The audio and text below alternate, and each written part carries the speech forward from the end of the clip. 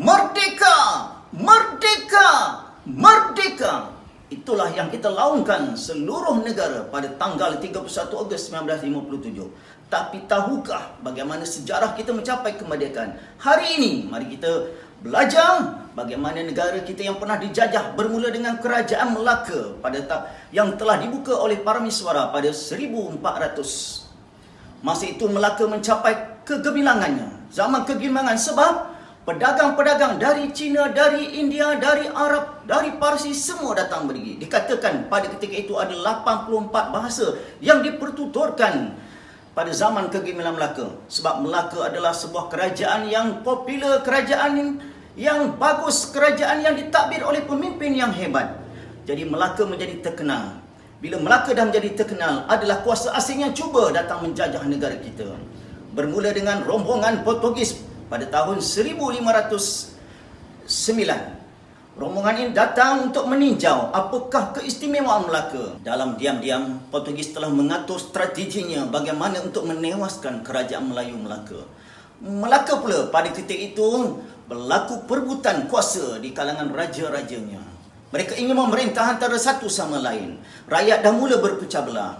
Jadi Portugis telah mengambil kesempatan ini. Mereka telah menyucuk jarum kepada orang-orang Melayu yang mudah dibeli dengan wang ringgit dan sebagainya. Oleh itu, ada orang Melayu yang belut, yang telah memberikan maklumat, yang telah memecahkan rahsia kepada Portugis. Akhirnya pada tahun 1511, Portugis telah berjaya menawan Melaka. Bermula dengan sejarah penjajahan pada tahun 1511. Portugis telah menguasai Empire Melaka. Portugis telah mengaut hasil keuntungan untuk dibawa ke negaranya, ke Portugal. Pada masa yang sama, ada juga kerajaan dari Eropah yang cuba mengintai kenapakah Portugis telah menguasai Melaka. Kerajaan itulah kerajaan Belanda. Belanda tiba pada tahun 1641. Jadi Belanda pula telah berjaya menewaskan Portugis. Bermula dengan penjajahan Belanda, Empire kerajaan Melayu Melaka yang popular mula merudum, mula jatuh. Belanda melihat Melaka sudah tidak popular dan akhirnya Belanda telah pergi ke Indonesia. Bermula dengan itu, ada satu kuasa asing pula, iaitu kerajaan Inggeris. Inggeris tidak terus ke Melaka, tapi Inggeris telah pergi ke Pulau Pinang yang diketuai oleh rombongan Francis Land pada tahun 1786. Bermula daripada Pulau Pinang, Inggeris telah mengatur strateginya bagaimana nak menguasai Melaka dan seterusnya seluruh semenanjung. Pada tahun 1824, Inggeris telah membuat perjanjian dengan Belanda. Akhirnya, Belanda secara rasminya menyerahkan Melaka kepada kerajaan Inggeris. Bermula dari itu, Inggeris tidak berdiam diri. Inggeris terus mengatur strateginya untuk menguasai seluruh semenanjung tanah Melayu ketika itu. Akhirnya, Inggeris telah membuat satu perjanjian negeri-negeri Selat pada tahun 1826 yang terdiri daripada Pulau Pinang, Melaka dan Singapura. Pada masa yang sama, Inggeris terus menjalankan kegiatannya mengaut keuntungan hasil bumi yang terdapat di tanah Melayu ketika itu, khususnya biji timah dan sebagainya. Pada tanggal 1941, Jepun telah mendarat di Kota Baru, Kelantan. Dalam tempoh yang singkat, Jepun telah berjaya menguasai tanah Melayu. Bermula dari penjajahan di kawasan negeri Kedah, di utara tanah Melayu sehinggalah ke selatan. Secara rasminya pada 31 Januari 1942, seluruh tanah Melayu telah jatuh kepada Jepun. Jepun dalam tempoh yang singkat, 3 tahun setengah saja menguasai tanah Melayu. Tetapi dalam tempoh 3 tahun setengah inilah pelbagai sejarah titik hitam yang masih dalam ingatan, khususnya nenek moyang kita yang masih hidup. Kita harus mempelajari apakah kekejaman tentera Jepun pada orang Melayu. Khususnya, Jepun telah menjalankan slogan Asia untuk Asia. Strategi negara Jepun telah berjaya. Dia telah berjaya mempengaruhi khususnya penduduk-penduduk tanah Melayu ketika itu, iaitu orang Melayu, orang India dan Cina. Tapi pada masa yang sama, Jepun telah menjalankan satu strategi memecah belahkan perpaduan yang telah wujud di antara orang Cina, orang Melayu dan India. Orang Cina diberi layanan yang buruk, manakala orang Melayu dan orang India menjadi buruh paksa membina landasan kereta api. Dan pada masa yang sama, kekejaman Jepun antaranya menjadi igawan bagi kaum wanita. Jepun telah menceroboh rumah-rumah untuk mencari kaum wanita, anak-anak gadis untuk memuaskan nafsu mereka. Kaum wanita menjadi takut. Mereka telah mengambil arang, menconteng diri mereka agar kelihatan hodoh. Tapi Jepun tidak memandang pada kehodohan itu. Malahan kaum wanita terpaksa mengambil najis walaupun kotor. Mereka melumurkan badan mereka untuk mengelakkan mereka dirogol oleh tentera Jepun. Bayangkan, itulah antara kekejaman tentera Jepun. Kalau nak ceritakan di sini cukup banyak. Jadi seterusnya, dalam tempoh pemerintahan Jepun, Inggeris pula telah berasa iri hati kerana kekayaan tanah Melayu ketika itu cuba dikuasai oleh Jepun. Inggeris telah mengatur satu strategi yang dipanggil bumi hangus.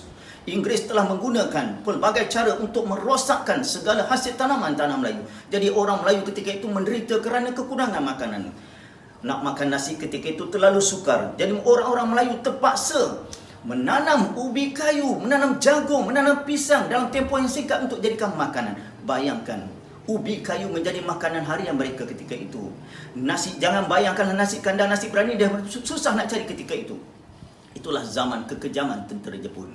Pada tahun 1945, Jepun telah menyerahkan apabila negara mereka pula telah diserang. Sekembalinya Inggeris ke tanah Melayu, pada masa yang sama, Parti Komunis Tanah Melayu dalam diam cuba menguasai tanah Melayu. Inggris telah mendapat tentangan dari parti ini.